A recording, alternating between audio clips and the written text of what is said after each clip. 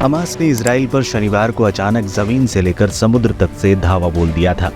इस भीषण और बर्बर हमले में इजराइल के 1200 के करीब लोग मारे गए हैं। अब जवाबी कार्रवाई में इजराइल भी आक्रामक हो गया है। एक तरफ उसने गाजा पट्टी के लिए पानी और बिजली की सप्लाई को बाधित कर दिया है, तो वहीं खूब रॉकेट भी बरसा रहा है। इजरायली डिफेंस फोर्सेज IDF ने बुधवार को 1 घंटे के अंदर ही गाजा पट्टी पर 250 हवाई हमले किए और हमास के आतंकवाद को जड़ से उखाड़ फेंकने का दम भरा। प्रधानमंत्री बेंजामिन नेतन्याहू को अब सिर्फ बदला नजर आ रहा है। इजरायली सेना ने चेतावनी देते हुए कहा है कि गाजा पट्टी को टेंट सिटी में तब्दील कर देंगे। इसका नतीजा हमास ऐसा भुगतेगा कि फिर कभी उभर नहीं पाएगा और पीढ़ियां इसे याद रखेंगी।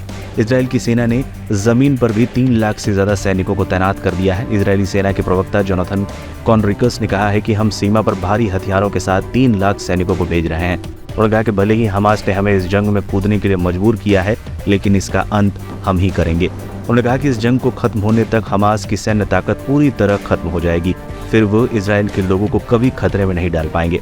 हमास और इजराइल के बीच संघर्ष का आज 5वां दिन है। इजराइल ने इससे पहले मंगलवार को दावा किया था कि उसके यहाँ 1500 हमास आतंकियों के शव पाए गए हैं। हालांकि इजराइल के लिए मुश्किल ये है कि उसे तीनों मोर्चों पर एक साथ लड़ना पड़ रहा है। एक तरफ हिजबुल्लाह ने उस पर रॉकेट दागे हैं, तो वहीं सीरिया की ओर से भी फायरिंग हुई है। इजराइल की सेना के मुताबिक अब तक 169 सैनिक हमास के हमले में मारे गए हैं।